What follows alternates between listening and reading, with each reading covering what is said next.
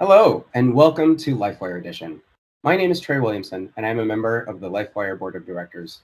I'm also a producer at Niantic, the company that makes Pokemon Go. But today, instead of looking for Pokemon, I'm looking for some LifeWire staff members to ask them a little bit more about their work. We've got some breaking news from the offices of LifeWire. Let's see who I can find.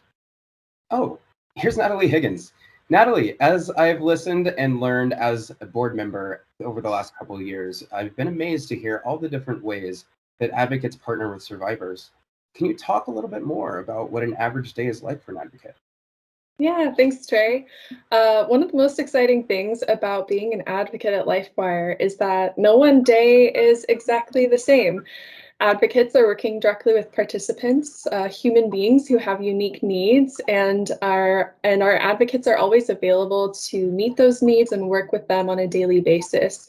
Some days more urgent things come up where they're meeting these folks in the community or working to fill out applications with a deadline. Other days, it might be a little quieter with just some appointments, some advocacy sessions and meetings. Many of the services and the needs that we meet are very unique and have a huge variety. Some of those could include helping with finding housing, helping with communicating with landlords, as well as providing some education and appointments around domestic violence and healthy relationships, connecting folks with their community resources, and getting them connected to our counseling services here at LifeWire.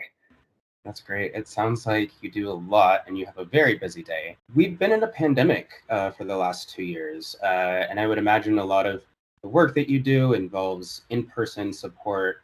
How has the advocacy changed during the pandemic? Can you tell me a little bit more about that?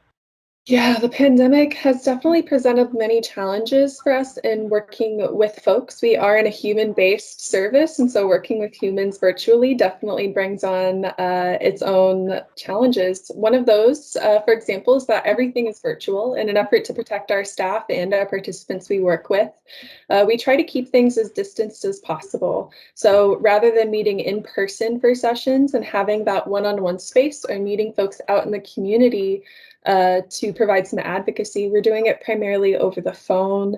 We're also meeting across staff on virtual platforms as well.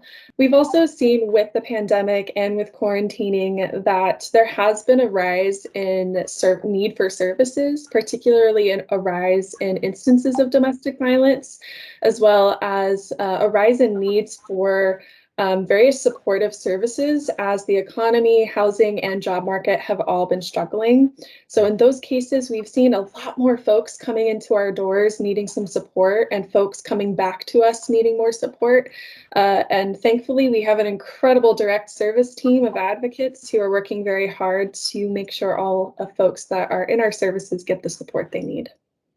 Well, thank you so much for all of your work and support. It's really great to know that we've got advocates like you supporting our survivors. So thank you so much for joining me on the show, and I appreciate everything you've done. Thank you.